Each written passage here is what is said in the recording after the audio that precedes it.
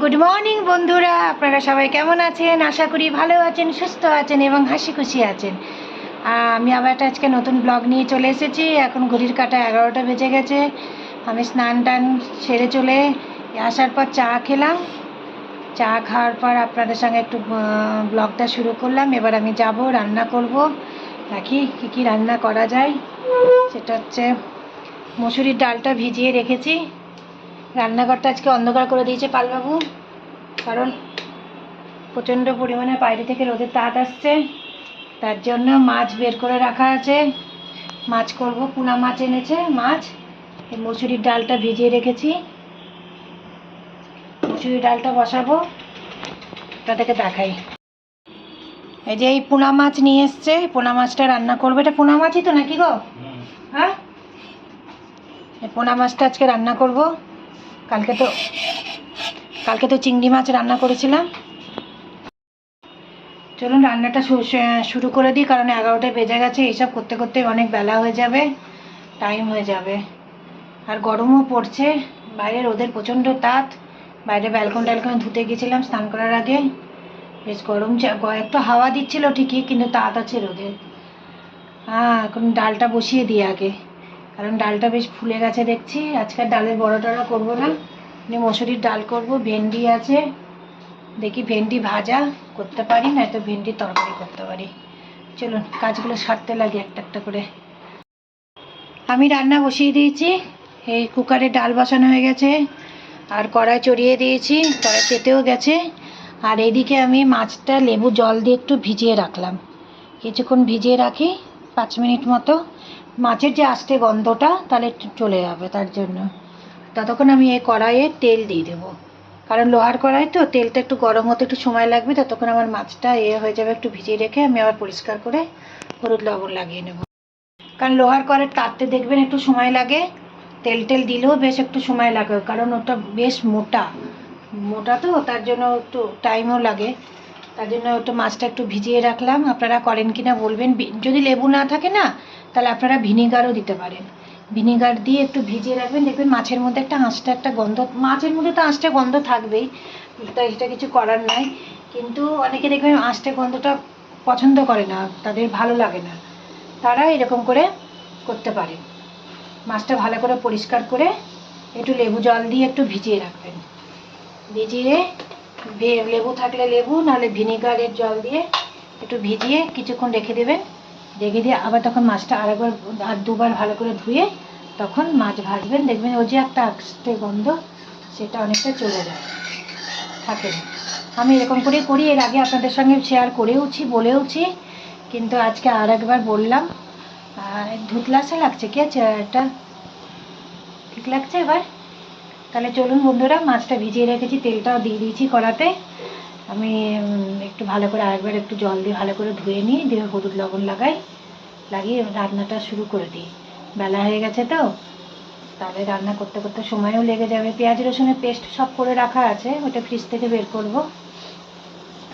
আর ভেন্ডি এনেছি, ভাবছি একটু ডালের সঙ্গে একটু ভেন্ডি ভাজা করবো। মসুরি ডালের সঙ্গে ভেন্ডি ভাজাটা বেশ ভালো লাগে খেতে। আমও আছে, দেখি একটু চাটনি করারও ইচ্ছা আছে। অনেক কিছুই তো করার ইচ্ছা আছে, লাস্ট পর্যন্ত পারি না, হাঁপিয়ে যায়।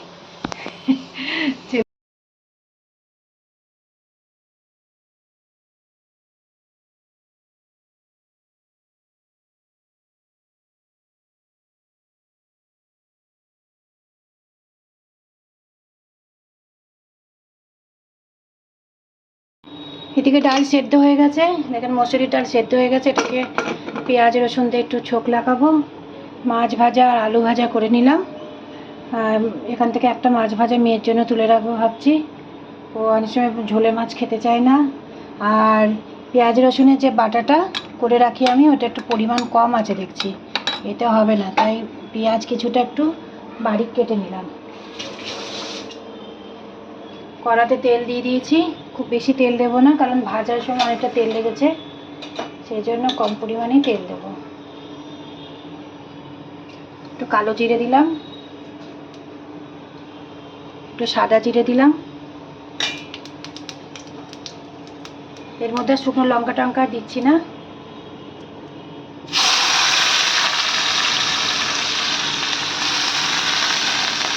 পেঁয়াজটা দিয়ে দিলাম।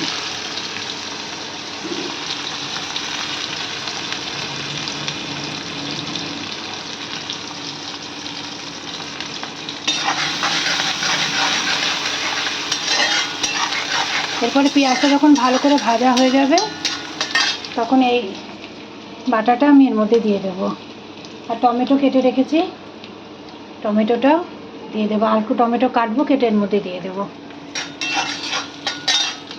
আর এদিকে ভেন্ডি ভাজার জন্য ভেন্ডি কেটে রাখা হয়ে গেছে, ছোটো ছোটো করে কেটে রেখেছি। তোর মধ্যে এর মধ্যে পেঁয়াজ আর ভেন্ডি দিয়ে একটু ভাজা করে নেবো, মসুরির ডাল দিয়ে খাওয়ার জন্য ভালো লাগবে। রান্না করতে গিয়ে হাত ধরে যাচ্ছে বন্ধুরা, প্রচণ্ড গরম পড়ছে। স্নান করে আসলে কী হবে, এই জন্য মনে হচ্ছে ঘেমে যাচ্ছি, এবারে পুরো ঘাম বেরোচ্ছে একদম। এই গরমকালে না সত্যি কথা রান্নাঘরে ঢুকতে ইচ্ছা করে না, এত তাপ লাগছে বলার নাই। কিন্তু এই আমাদের কিছু করার নাই, করতেই হবে কাজ। যাই হোক, রান্নাটা ফটাফট সেরে ফেলার চেষ্টা করছি। ওর জন্য জানলাটা পর্দা দিয়ে দিয়েছিলাম, কিন্তু রান্না মাছ টাছ ভাজছি তো ঘর গ্যাস হয়ে যাচ্ছে, যতই চিমনি চলুক বা এডজাস্ট চলুক না কেন। পেঁয়াজটা ভাজা হয়ে এসছে, এবার মশলাটা দিয়ে তাড়াতাড়ি করে ফটাফট রান্নাটা করে নিই। একটু ফ্যানের তলা থেকে বসবো। এখন পেঁয়াজ ভাজা হয়ে গেছে, এবার আমি মশলাটা দিয়ে দিই।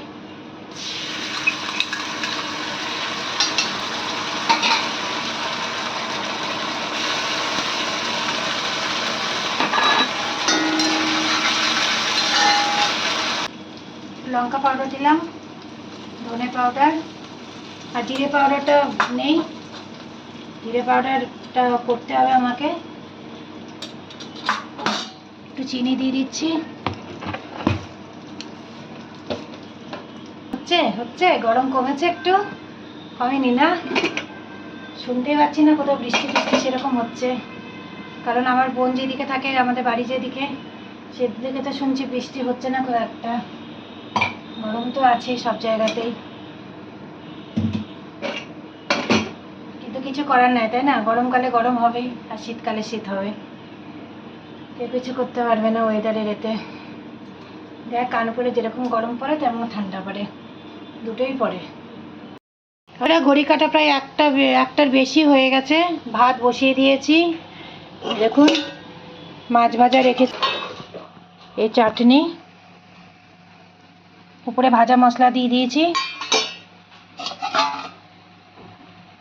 এই মাছ আলু দিয়ে ঝোল। সব দুবেলা রান্না তো, ওই জন্য একটু বেশি করে করি। এই মসুরির ডাল টমেটো দিয়ে, আর কালকে আছে পটল চিংড়ি। ডাল একটু বেশি হয়েছিল বলে একটা বাটিতে রাখলাম। আর এই ভেন্ডি ভাজা। রান্না অনেক রকমই রান্না করা হয়ে গেছে। কালকে কারো পটল চিংড়ি ছিল, ওইটাও গরম করে রাখলাম। আর রান্না করতে করতে প্রচণ্ড গরম পড়ে গিয়ে গরম লাগছিল, একটু ফ্যানের তলায় বসে পড়েছিলাম। যাই হোক, রান্না কমপ্লিট, রান্নাঘর মোটামুটি পরিষ্কার করা হয়েছে। ভাতটা হয়ে গেলে উল্টি দেব।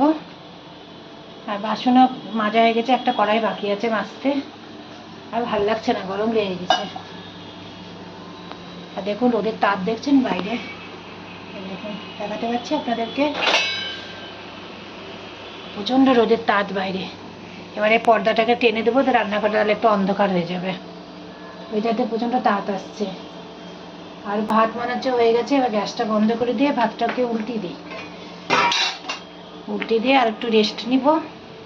আর মেয়ে এখন ঘর মুছছে। আমি সকালবেলা একবার কিছুটা মুছে নিয়েছি, কিন্তু পুরোটা ভালোভাবে মোছা হয়নি, সময় পাইনি, তাই আর কিছুটা মুছছে।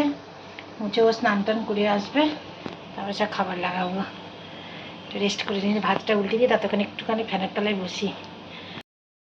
বন্ধুরা, এখন সন্ধে সাতটা, হ্যাঁ সাড়ে সাতটা বাজতে চললো। পালবাবু 7:30 বাজছে বলছে, এখন 7:30 বাজেনি। তা আমি আর পালবাবু একটু যাচ্ছি, বাজারে যাচ্ছি, একটু অল্প কিছু একটু কেনাকাটা করার আছে। চলুন যাওয়া যাক, হ্যাঁ আর আপনাদেরও একটু ঘোরাবো। একই জায়গা, যদিও সেই যেখানে এর মার্কেটের এর আগেও গেছি, কিছু কিছু ক্লিপ আপনাদেরকেও দেখাবো। চলো দেখে চলুন যাচ্ছে যাওয়া যাক, দেরি এটা মার্কেটে এসে স্টেশনের মার্কেটে হয়ে গেছে। কিছু জিনিস নেওয়ার ছিল, এই দোকানটা থেকে কিনলাম। রাকেশ স্টোরে এসেছিলাম, তো সেমিজ আমার সিঁদুর শেষ হয়ে গেছিলো, তার সিঁদুর নিলাম। নিয়ে চলুন, আর কিছু জায়গায় যাওয়ার আছে, সেগুলো যাবো।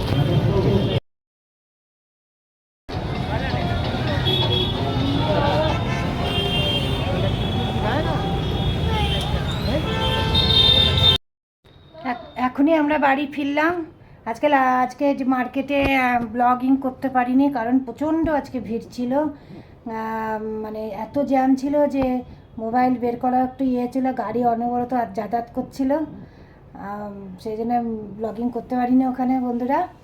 আর পালবাবু এই বাইক রাখাও একটু প্রবলেম হচ্ছিল, কারণ দোকানের সামনে একদম বাইক রাখারও জায়গা ছিল না, একটু খিচবিচি হচ্ছিল, সেই জন্য আর ব্লগিং করতে পারিনি। যাই হোক, এখন বাড়ি চলে এসেছি, এখন প্রায় 9:15 বাজছে। আর একটা টেলারে জামা কাপড় কিছু তৈরি করতে দেওয়ার ছিল, সেগুলোও নিয়ে আসলাম। একটু ফিটিং করার, আমার বোন একটা স্যুট দিয়েছিল, সেটা তৈরি করতে দিয়েছিলাম। পরে দেখবো কেমন হয়েছে না হয়েছে। এখন আর ভালো লাগছে না, এবার বাথরুমে যাব, ফ্রেশ হব। আর হ্যাঁ, ওইখানে মোমোজ খুব ভালো পাওয়া যায়, তাই যাওয়ার সময় মেয়ে বলে দিয়েছিল মা মোমোজ এনো, তাই মোমোজ নিয়ে আসলাম 2 রকমের। একটা ফ্রাই মোমোটা অল্প নিয়ে এসেছি, আর স্টিমওয়ালা নিয়ে এসেছি। অনেকদিন পরই মোমোজ খাবে। এই যা, চলুন আমি একটু ফ্রেশ হয়ে নিই, তারপরে রান্নাঘরে ঢুকবো।